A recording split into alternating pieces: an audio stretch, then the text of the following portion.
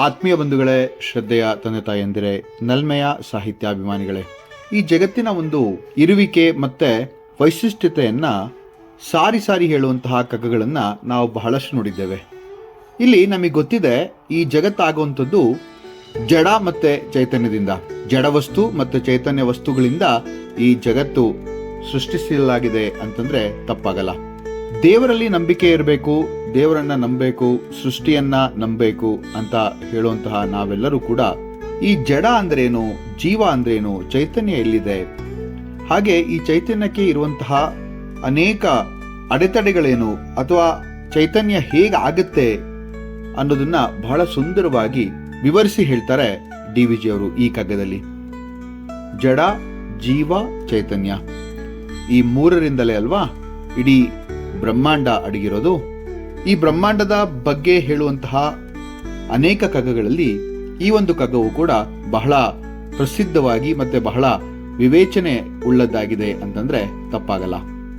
ಈ 108ನೇ ಕಗ್ಗ ಹೀಗಿದೆ.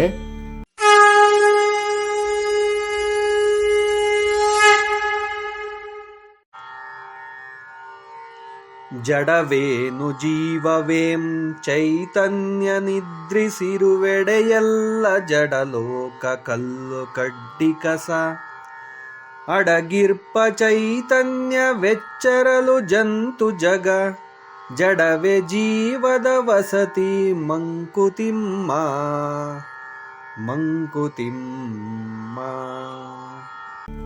ಜಡವೇನು ಜೀವವೇಂ ಚೈತನ್ಯ ನಿದ್ರಿಸಿರು. ಎಷ್ಟು ಚೆನ್ನಾಗಿದೆ ನೋಡಿ. ಇಲ್ಲಿ ಚೈತನ್ಯ ನಿದ್ರಿಸಿದ್ರೆ ಜಗತ್ತೆಲ್ಲ ಜಡವಾಗಿ ಕಾಣುತ್ತೆ, ಚೈತನ್ಯ ಎಚ್ಚರವಾಗಿದ್ರೆ ಜಡದಲ್ಲಿ ಜೀವ ಹೊಮ್ಮುತ್ತೆ. ಆದ್ರಿಂದ ಜಡವೇ ಜೀವದ ವಸತಿ ಅಥವಾ ಆಧಾರ ಅಂತಂದ್ರೆ ತಪ್ಪಾಗಲ್ಲ ಅಲ್ವಾ. ಜಡವೇನು ಜೀವವೇಂ, ಜಡ ಅಂದ್ರೇನು, ಜೀವ ಅಂದ್ರೆ ಏನು? ಇವೆರಡು ಭಿನ್ನವೇ ಅಥವಾ ಒಂದೇ ತತ್ವದ ವಿಭಿನ್ನ ಸ್ಥಿತಿಗಳೇ? ಇಲ್ಲಿ DVG ಅವರು ಒಂದು ಪ್ರಶ್ನೆನ ಹಾಕ್ತಾರೆ. ಜಡ ಮತ್ತು ಜೀವದ ನಡುವಿನ ಭೇದ ನಿಜವಾಗಿಯೂ ಇದೆಯೇ? ಚೈತನ್ಯ ನಿದ್ರಿಸಿರು ಅಂತ ಮಾತು ಹೇಳ್ತಾರೆ. ಚೈತನ್ಯ ಅಂದ್ರೆ ಜೀವತತ್ವ, ಪ್ರಜ್ಞೆ, ಆತ್ಮಶಕ್ತಿ ಅನ್ನುವಂಥ ಅರ್ಥ ಬರುತ್ತೆ. ಚೈತನ್ಯ ನಿದ್ರಿಸಿದರೆ ಅಂದ್ರೆ ಪ್ರಜ್ಞೆ ಕಾರ್ಯನಿರತವಾಗದೇ ಇದ್ದರೆ ಏನಾಗುತ್ತೆ? ಜಗತ್ತು ಅರ್ಥವಿಲ್ಲದ, ಜೀವವಿಲ್ಲದಂತೆ ಕಾಣುತ್ತೆ ಅಲ್ವಾ.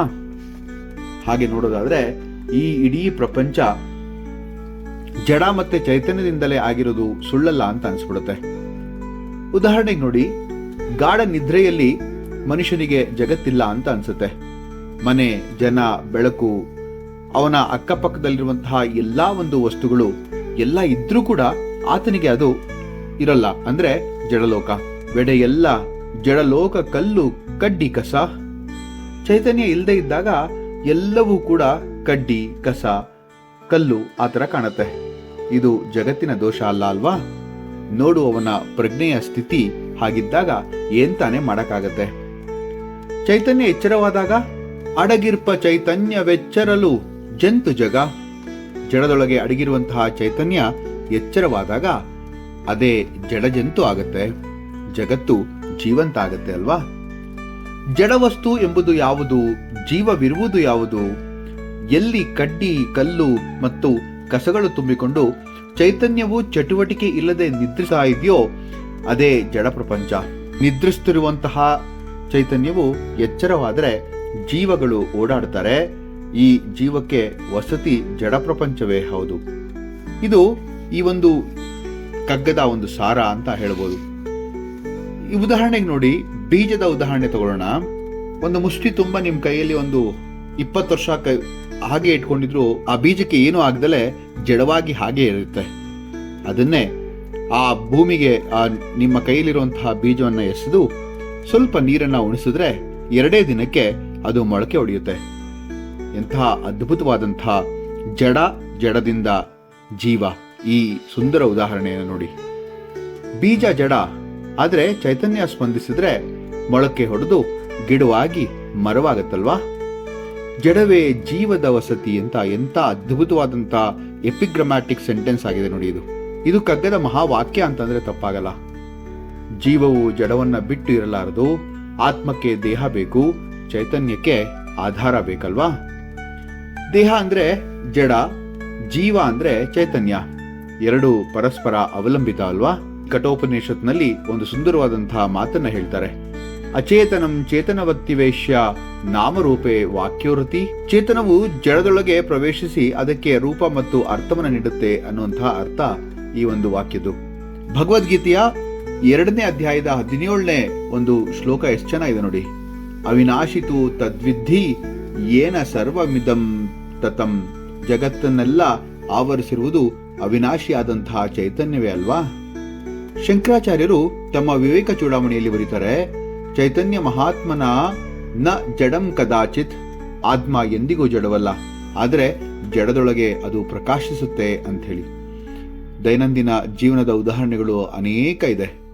ದೀಪ ನೋಡಿ, ಎಣ್ಣೆ ಬತ್ತಿ ಜಡ ಆದ್ರೆ ಬೆಂಕಿ ಸೇರಿದಾಗ ಅದು ಬೆಳಕು. ಜಡದಲ್ಲಿ ಚೈತನ್ಯ ಕಾರ್ಯನಿರತವಾಗಿದೆ ಅಲ್ಲ. ಮೃತದೇಹದ ಉದಾಹರಣೆ ತಗೋಬಹುದು. ದೇಹ ಇದೆ, ಆದರೆ ಚೈತನ್ಯ ಇಲ್ಲ. ದೇಹ ಜಡಲೋಕ ಅಲ್ವಾ? ಮನಸ್ಸು ನೋಡಿದ್ರೆ ಮನಸ್ಸು ಜಡವೋ ಹಾಗಾದ್ರೆ ಅಂತಂದ್ರೆ ಇಲ್ಲ. ಅದಕ್ಕೆ ಚೈತನ್ಯ ಸೇರಿದಾಗ ಚಿಂತನೆ, ಭಾವನೆ, ಸೃಷ್ಟಿ, ಎಂತ ಅದ್ಭುತವಾದಂತಹ ಒಂದು ಪರಿಕಲ್ಪನೆ ಇದು ನೋಡಿ.